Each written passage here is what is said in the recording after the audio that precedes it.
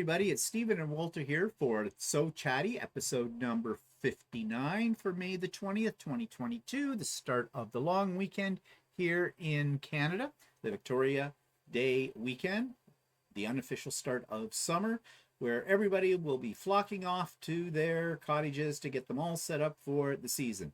Not us, because we don't have a cottage, for one thing. It's also when people usually go out to all the nurseries and buy their summer plants and get those all put in too. Not us. Walter's already got the plants shopped ahead, because it's always a zoo.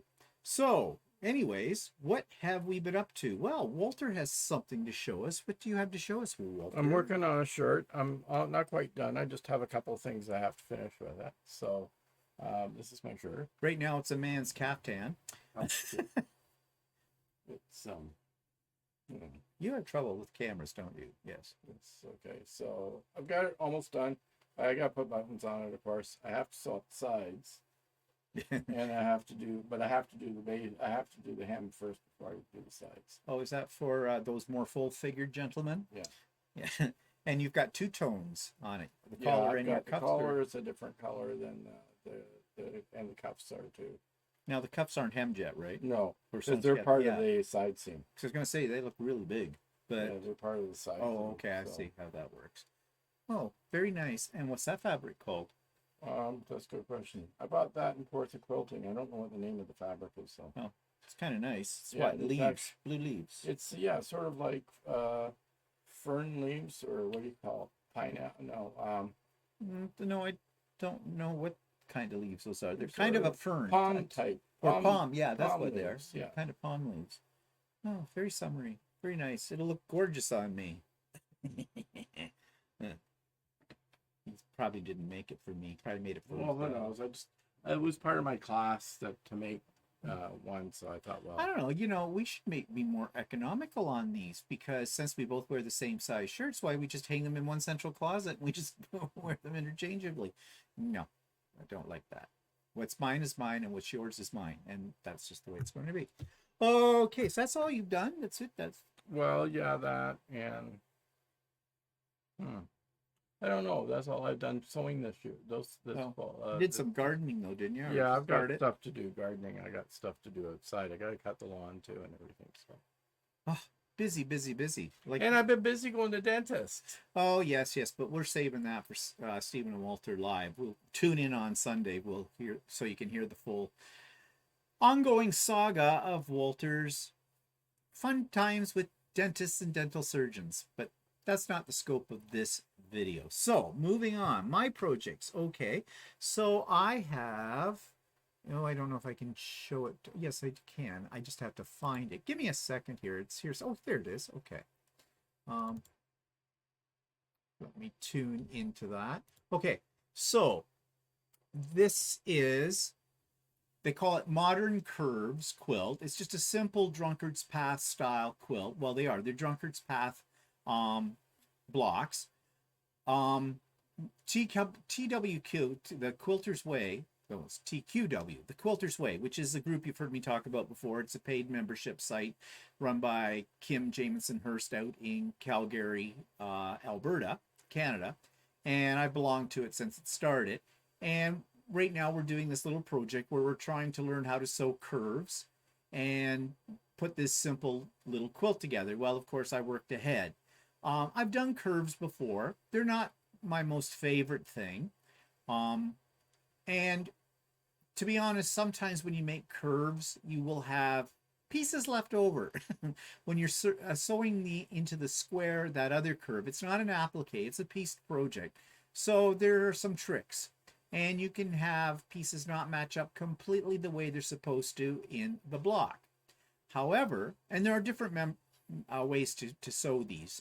There's even tools. You can get something called the Curve Master, which claims that you will have no problem. You don't need to use any pins or anything like this. You just go your merry way and you'll sew these perfect curves. I didn't find that. I saw the videos about it. They made it look really easy. I found it very awkward. The other way to do it is to pin the crap out of the piece that's got the curve on top of the arc. And yeah, that works, but it's very time consuming. But I discovered by accident a way that works for me. It's pretty fast, and if you have a little fabric left over where you shouldn't have the fabric in your block, it's easy because you trim the block down. But there is a technique and a way to trim the block down. Now, I discovered this by accident. Maybe this is not anything new. Maybe other people have figured this out over time. I don't know, but I made a video of it, and there'll be a link for that video in the show notes below. So if you're interested, you can check that out. But I'm kind of happy with the way this turned out. It's not huge. It's about 45 inches square. It's really supposed to be, well, in the instructions, it said it's a wall hanging, so I suppose it is. Or it could be just it could be a baby quilt if you wanted, although it's not very baby-ish. And I just did it with batiks. But the quilting, I really like my quilting on it. Somebody asked me if I did that as free motion. Wish it could, but no, I used the quilt path, the computerized system on my long arm, and it did a really nice job. And I think it really sets the quilt off. What do you think? Yeah, it looks nice. Yeah. Yeah, it looks nice. Looks good. Yeah, ever. I like that pattern for quilting. What, you mean the quilt path? Or yeah. It's called pipeline, I think, is what it is. And yeah, so I was really happy with the way it turned out, and I'm ahead of everybody else in the group. And we were talking about that earlier today before we started recording this video. I was on a Zoom with all of those people in that group, so they're still picking their fabrics. But anyways, so yeah, if you're interested in how I put this together, or at least how I put the Drunkard's Path together, which I think works really well, then check out the video, links in the show notes below. Now, the tools I use next, I like to use my little rotating cutting mat, but this is optional. You don't have to have this, but I just find it's easier. I lay my piece down with the arc to the top, so in this orientation, okay? Then I get a 6-inch square ruler. Now, I want to trim this. This is about a 7-inch block. Let's just measure it. This is what Accuquilt says. They call it a 7-inch. And it is 7-inch finished, 7.5 inches unfinished square.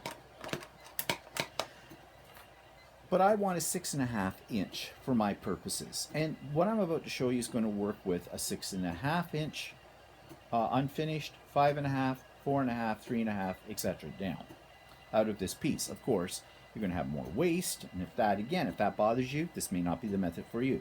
But I need a 6.5 inch unfinished Drunkard's Path block. So how do I get this to square up? Now, if I was to take my 6.5 inch ruler and just lay it down here like that, I'm going to be chopping off some of my circle. It's not going to be proportional to what it should be. So what I do is okay. So that's what I've been working on. I was cutting fabric this morning too for the block of the month project that I'm working on, and there's a lot of cutting in that sucker. But the pieces are all cut, so maybe tomorrow I can start putting the blocks together. So what else? Well, my M7 is back. If you remember last week, I was telling you my story of woe, of how I kind of screwed up my feed dogs when I was trying to sew a new hem on my jeans, and I did lots of stupid things. So it's all fixed up. They replaced one set of the feed dogs in it, and of course it went in for general servicing. It's all nicely lubed up and ready to go. And I had them also check to see if my needle was in the dead center of the hole in the plate, because I had read somewhere, remember I had all those problems with 1/4 inch seam allowances from the edge guide. Well, somebody also suggested that there's a possibility that your needle is not quite centered, and if it's off by a 1/16 of an inch or an 1/8 of an inch, it could cause you problems with that too. So I asked them to check that, and they did check it, and I guess they must have adjusted it or whatever if it needed it.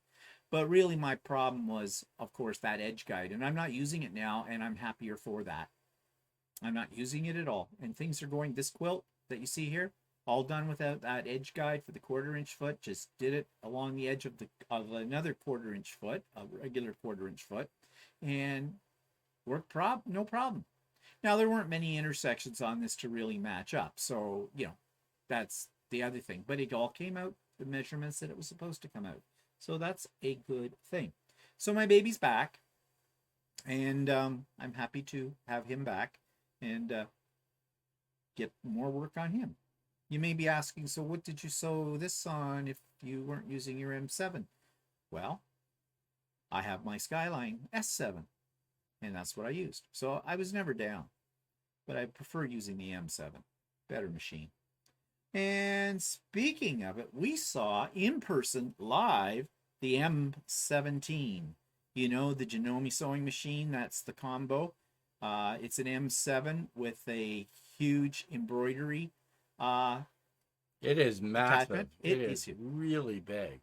You need like your whole dining room table to put this sucker on. Not kidding. Not kidding. This is not a portable machine. From what I read, I think it weighs about 60 pounds. It's very sleek looking. They've done it all in this black kind of thing on the screens and everything. Yeah, black and cream, and yeah, it's really something to look at. Yep. But to me, for what you have to pay, yeah. I don't know. For me, it's too much. Well, we asked Shirley at Ultimate Sewing, because they just came in at Ultimate Sewing, how much she was charging for it. And Shirley usually has really good prices. It didn't sound that good to me, because manufacturer's retail price, Canadian, I think, is $26,000, isn't it? Yeah, it's $25,999 or right. Well, okay, take a penny, 26,000. Yeah. But Shirley was selling it for what, 23,500? Yeah, something like that. And then she gives you a $2,500 gift card for the store. Yeah. However, I don't see why you can't take $2,500 gift card and apply it back to the machine. Well, we didn't ask her about that, and maybe you can. Yeah. And that might be part of the persuasion. Yeah, so which is more like what, 21,000. Yeah. But that is like nothing against Shirley or anything, just Janome itself. That is an astronomical amount of money for a sewing machine. I don't care if it's a combination sewing and embroidery. It's to me, that's a huge amount of money to have to pay for. Well, you said the top of the line Mernina. Well, actually, the one that I saw, I think it was about 14,000 or something for that. Well, that's $11,000, $12,000 less. Yes, I know, and it doesn't take up as big of a platform. No. Now, mind you, their hoop size isn't as big, but I mean, after a while, you can only your embroidery field. Yeah, you like most people. I think the size of the hoop. Well, what they're trying to do is they're trying to push the issue that they have the largest hoop in the market, 18 inches by something like, I don't know, 11 or 13, something like. I don't know. I can't remember. It's a huge hoop. But what they're trying to say is you can put a quilt on your embroidery machine and quilt it using these hoops. You know, you'd have to do multiple hoopings. Yeah, that's for people who think if they drop $26,000 on this machine, they really have saved money because they're not buying a long arm. But that's not true. A long arm, my long arm without the quilt path, was about $22,000 Canadian. Yeah, like if you're a serious quilter, right? Really, all you really need is a straight stitch to do a quilt. Right? So almost any machine, pretty much every sewing machine will give you a straight stitch, right? Yeah. You could buy a cheap sewing machine and a long arm and still be less than. No, you wouldn't have an embroidery machine, but you could buy a separate embroidery machine and you'd still be money ahead. So. And the other advantage of having a separate embroidery machine from your sewing machine is the fact that your embroidery machine you can be using it while you're sewing on your other. If you have a combo, you can't do that with it. And like I have a 550, well, we both have 550E Janome embroidery machines, and the largest hoop on those is I think it's 8 by 14, which I thought it was 11 by. No, it's not 11. That's you're thinking of your 15,000. My old 15,000.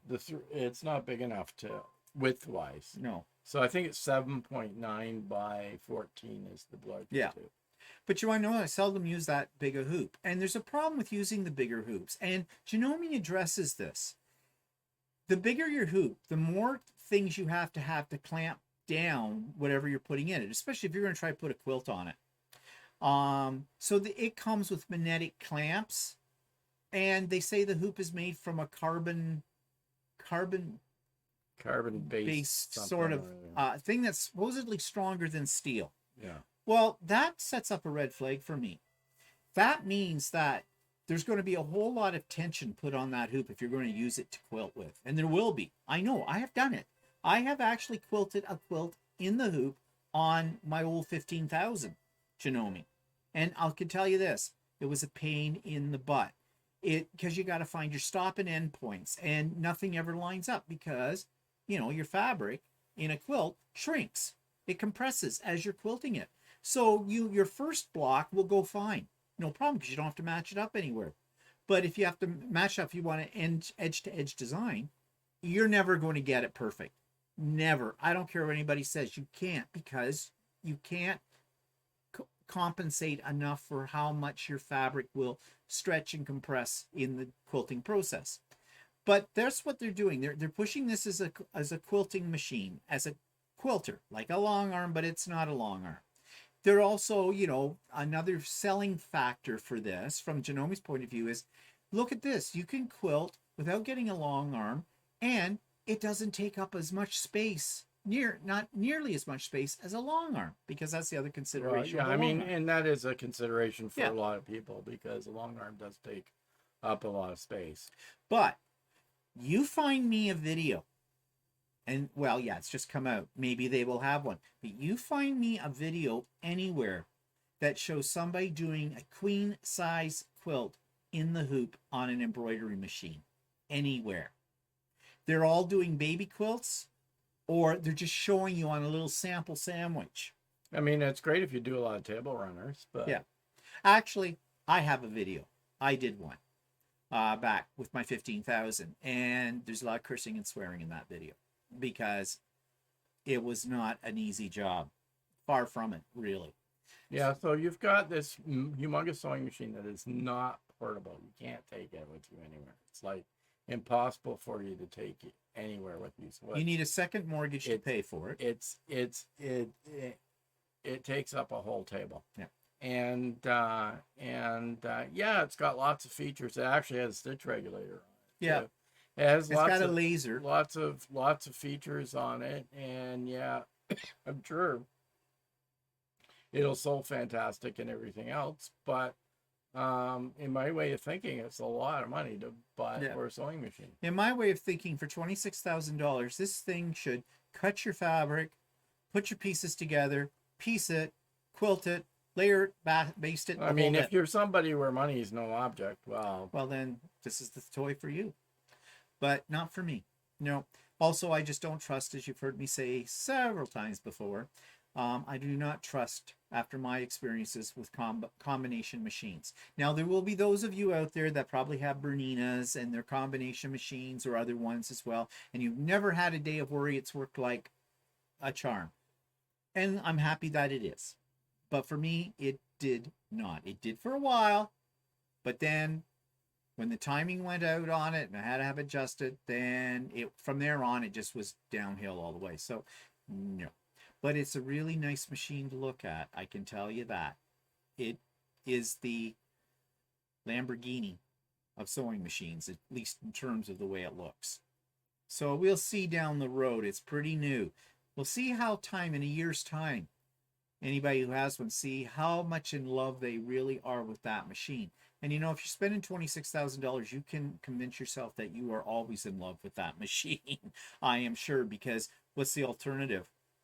Basically drowning in your own tears afterwards. So we shall see.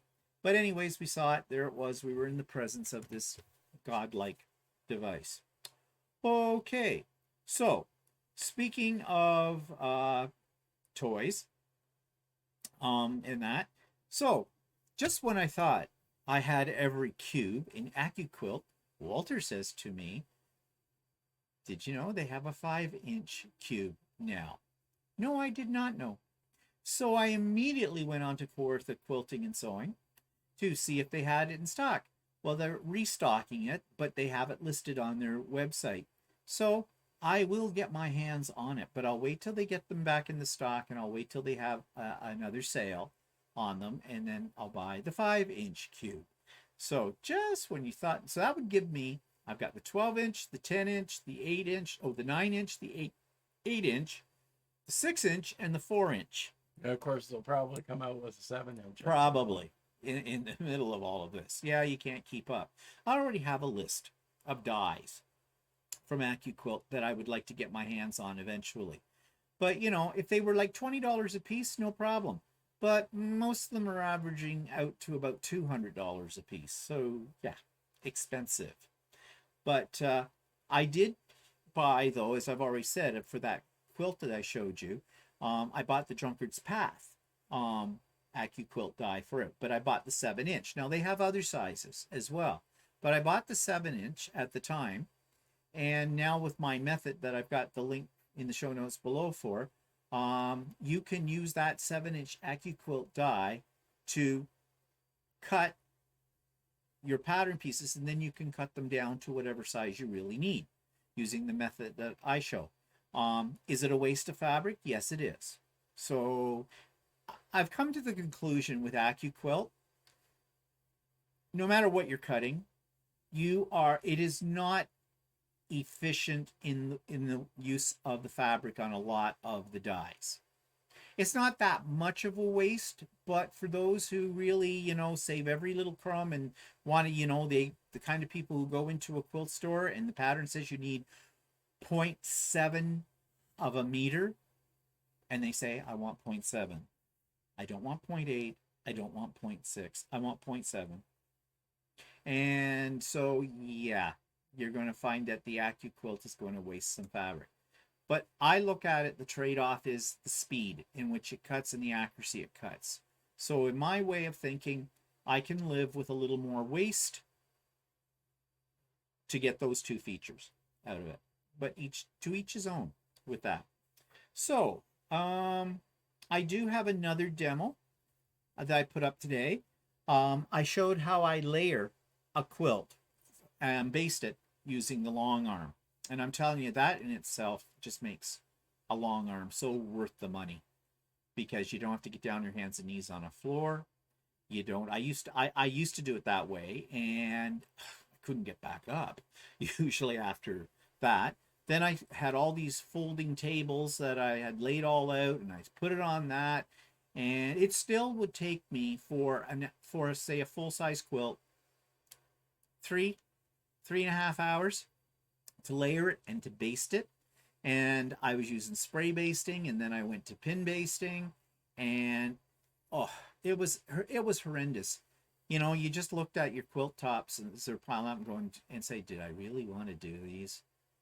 And I think that's why a lot of people have UFOs, because they don't like the layering and the basting part of it. But on a long arm, I've got it down now. I can do one in 20 to 30 minutes or less.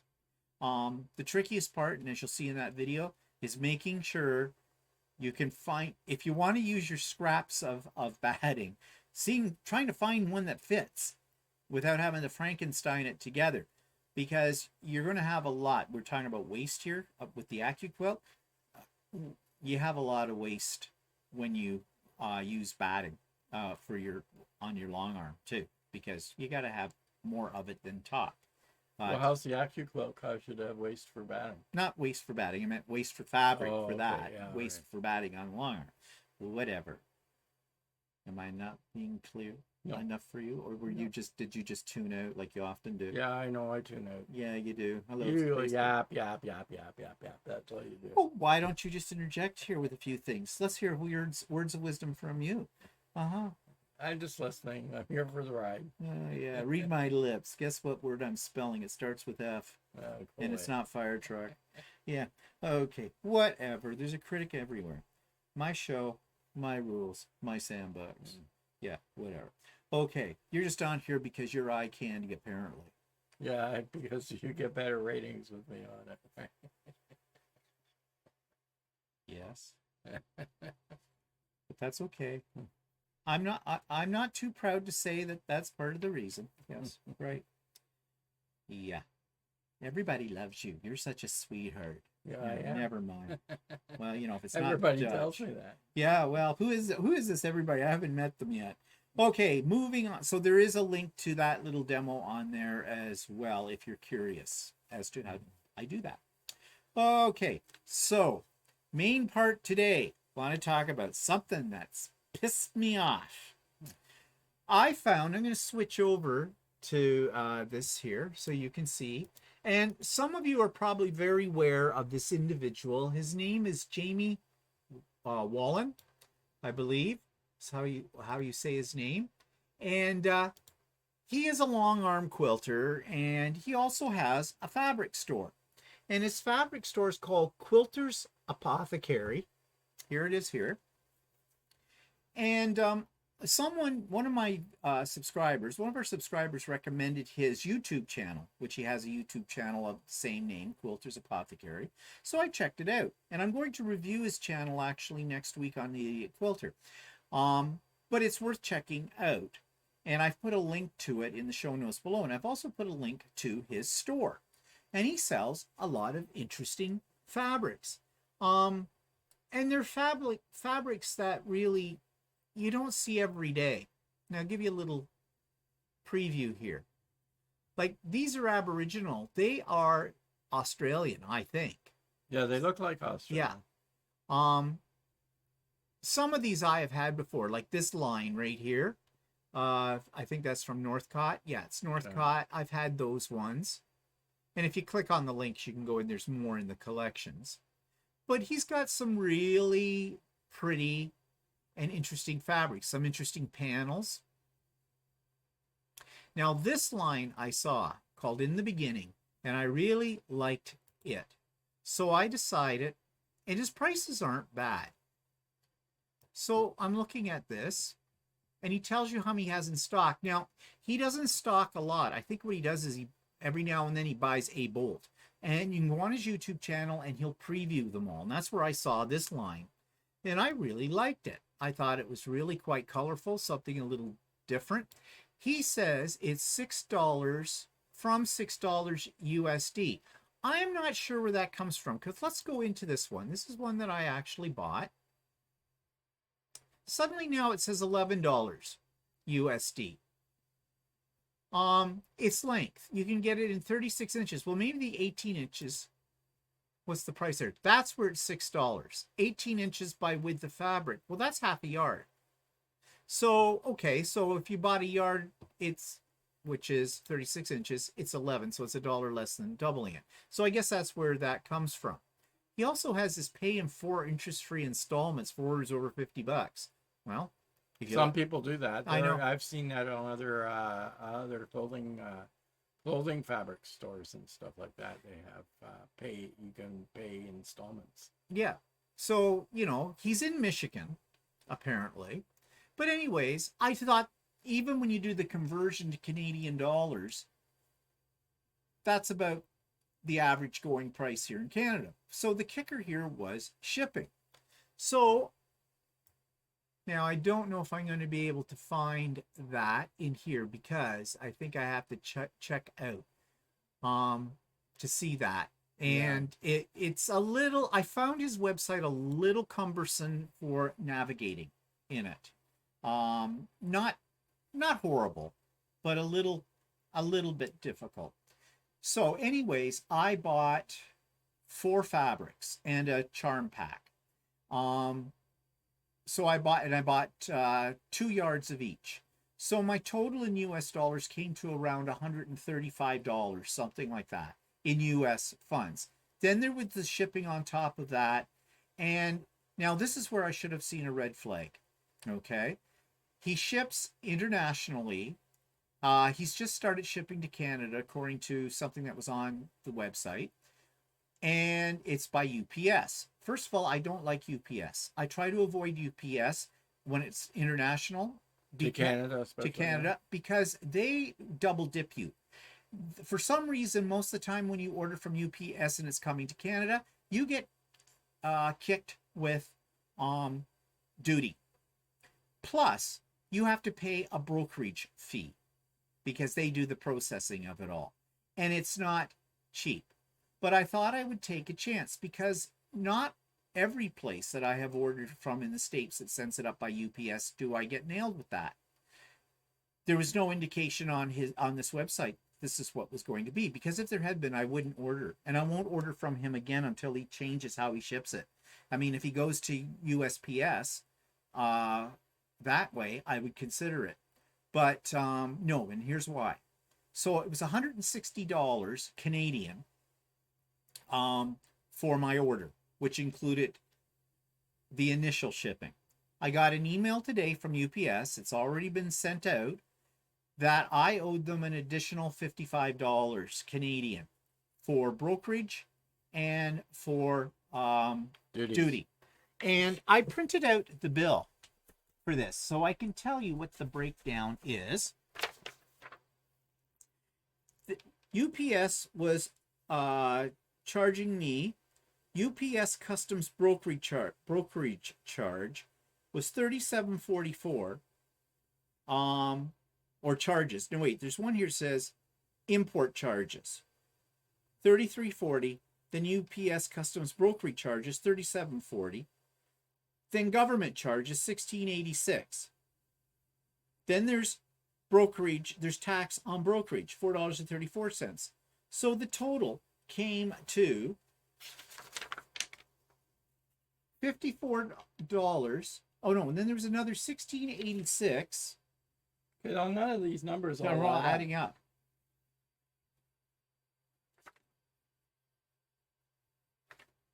Oh, that's because the page got cut off, I think. No, I don't know.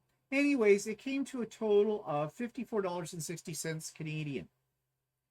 That's half of what the fabric cost me in Canadian before his shipping charge. So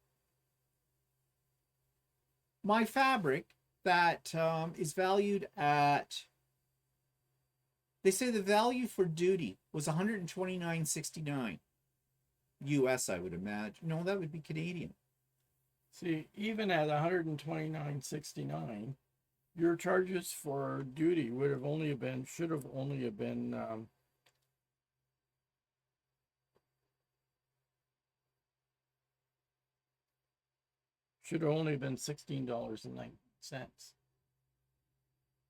Well, they're charging me right here, $33.40 plus $37.74. No, wait, that doesn't add up. No. You got 33 and 37. Okay. That's over $60. Yeah, okay, right here. This one's in the box. Yeah. And said brokerage fee. So they got 33. I don't know what the 33.40 is, but it must be something that's included in that, and it comes to 37.74. And then there's the 16.86, which that should be your duties. Yeah, and that's what government charges. Yeah, so that's right. There. And then freight charges, $4.34. And then HST, $16.86. That's like they've listed it twice. Yeah, I don't know how this adds up. Get your calculator. Yeah, well, 1680. I calculated at 130 is 1690, which is I just estimated I didn't do 129.69, so that's 129.69. Your taxes should be 1686. Okay, well it is. Yeah. So this is there. So that's what are those two numbers added together? It's 47.50. Yeah. Okay, and the tax. So I don't know what these numbers are over here. But I believe that there's different types of UPS shipping that they can get, because I did see a table at one point in time. And if a company ships in one of the other UPS categories, then that top fee, the brokerage charges don't get charged to you. Right? So that would be the fault of Jamie. Yeah. He hasn't got it set up properly. No, I don't think so. Now, that might cost him more money to ship it that way, but it keeps you from having to have to pay that. Usually, like if I order fabric from fabric.com or something like that, which is Amazon, I usually get charged a fair amount for shipping, right? Like it's usually like $30 or something. But then the only charges I end up getting is the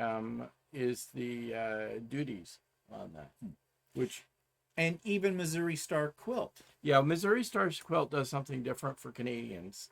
What they do is they charge Canadians the taxes up front, right? And then they usually ship FedEx, and when it comes to you in Canada, it comes very quick to Canada, and then once it's shipped, and then you don't have to pay any extra duties. They collect the duties up front. Well, if I go in here, let's just add that to cart. Mood Fabrics does exactly the same thing. If I buy from Mood Fabrics in New York, they charge me like duties up front, and then I don't have to pay anything when it comes to the border, across the border.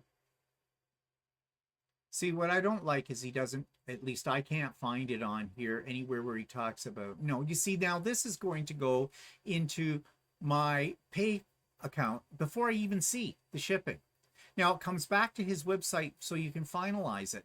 But this is dumb. I don't like the way this is set up because it's too easy to hit the wrong button. You see, you got pay now, and I don't want to. I haven't got everything through it. So I am going to write to him, and I'm going to tell him up front that I've been discussing this on my YouTube channel, and I think he needs to look into this because he's really going to be eliminating at least his Canadian shoppers. Somebody will order from you once and never again. Yeah. Well, that's me. I'm never going to order from him again. Not at that price. No way. No. I mean, he's got nice stuff on here. But you want to know something? If I did a little hunting, I might be able to find most of these on a Canadian site too. But, yeah. So, no. He needs to really seriously consider that. Maybe he doesn't care about that kind of thing. I don't know. So it'll be interesting. I will write to him. I will tell him what my concerns are. Why right now I'm not going to order from him, and I'm not going to recommend for anybody else that doesn't live in the United States to order from him either, because it's just unaffordable, really, from it. And I'll see what he says about it. Maybe he's looking into something. Maybe he knows this already, and whatever he has to go through. But or maybe he doesn't care. Maybe he gets enough business from US that it doesn't matter. Like it sucks to be Canadian, whatever on that. So, and he wouldn't be the first American retailer, on a quilting store to do that kind of thing. Now, Missouri Star used to be pain in the butt. It was difficult for ordering products from them because it would take a really, really long time to get to Canada, and then you would have to get paid duties. But they did something more recently that has made it easier for Canadians to shop on Missouri Star. And so one thing about Missouri Star too that I have found, if they listen to their customers, and they are constantly trying to make their customer experience better and better and better. Now, I have heard some Americans, though, complain that they're in the States and it took forever to get their order from Missouri Star. And I'm not sure what that is. I think they sometimes get bogged down with the number of orders that they get. Well, they have so much to choose from. Because they usually say on their website, I mean, one order I did take a little while to get shipped. But they did say at the top of their website, we are now shipping from your order in 5 to 16 days or something like that. So, I mean, they did sort of have that disclaimer on it. So, well, I try to avoid ordering anything, and when it comes to fabric from the States, I would rather support Canadian retailers, as you well know, because I review Canadian retailers every week on the Idiot Quilter episodes. But sometimes you will see something on an American store that we can't get in Canada. And those fabrics I have not seen anywhere else. But as I said, maybe I should have stopped and done a lot more research to see if I could have found it in Canada. Yeah, I prefer to order my clothing stuff from a Canadian site if I possibly can. But occasionally I do have trouble finding certain kinds of fabrics in Canadian sites, and I end up ordering from an American company like Mood Fabrics in New York, or occasionally fabric.com. I don't like doing that because by the time I pay for shipping and duties and that, it ends up costing me a lot more.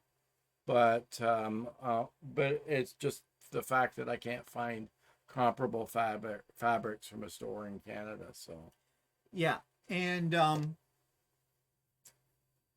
mean, I get it. American retailers, probably there isn't enough business coming from Canada to have them really worry.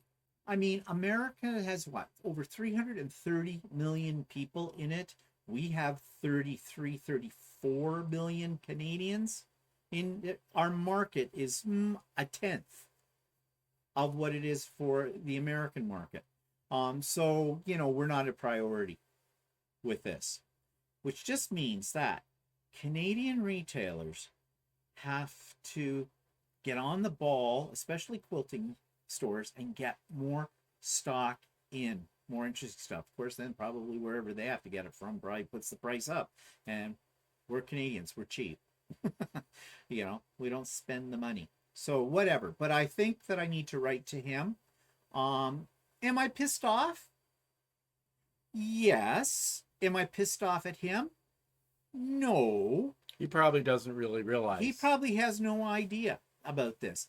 Am I pissed off at UPS? Yes, because they're the real crook. UPS is the crook. And they have us by the fuzzies. There's nothing you can do about UPS. Yeah, but they're charging like almost was a $40 brokerage fee on a $130 order. Like, that's crazy. ridiculous. And actually, I'm probably pissed off at our own Canadian government. Why is our Canadian government allowing this to happen? Why can't the Canadian government, who gets this money in the first place, or part of this, well, they get the duty, they don't get the brokerage fee. Why can't they do it? Well, because in Canada, we ship everything out to third-party companies. And so... Well, the thing is that it's the UPS that's charging. Yeah, that's what I mean. The Canadian government. No, but what I'm saying, why can't Canadian government... Why does Canadian government allow them to do this? Because why can't the Canadian government do it? More money? Yeah, there's something there. And we're all caught in the middle as consumers. Yeah. Anyways, before I go off on a more of a rant on this kind of stuff, as I said, I'm going to write to Jamie. I'm going to let him know the situation I had and just say, I'm sorry. I liked your fabrics. I would have liked to order more, but I can't afford to because this is how your shipping works. Maybe, you could look into that and see if there was something you could do for your international customers, or maybe not. I have a feeling he does all of this out of his home. He doesn't have a brick and mortar store from what I can tell. And doesn't mean I hate him or anything. And if you're an American, wow, go for it, because his prices look half decent, and I'm sure the shipping is much more reasonable in the States. Even if you have to go through UPS, you want to pay brokerage.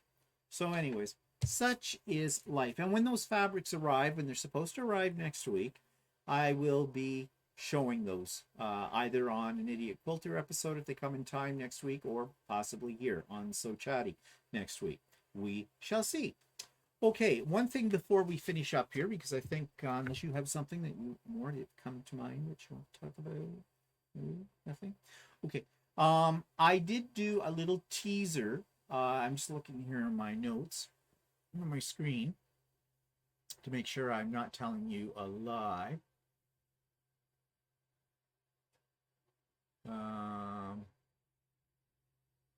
Yeah, I think I did a teaser for my video. Yeah, for the Drunkard's Path video. I did a little teaser so you can get a feel for what I was talking about there too, if you're interested. And I'll insert that somewhere in here.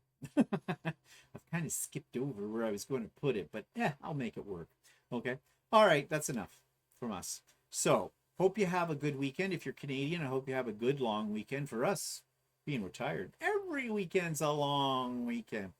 Sometimes very long. Yeah. So, nothing else to say? Then we'll say goodbye. Say goodbye, Walter. Say goodbye, Walter. Goodbye. Goodbye.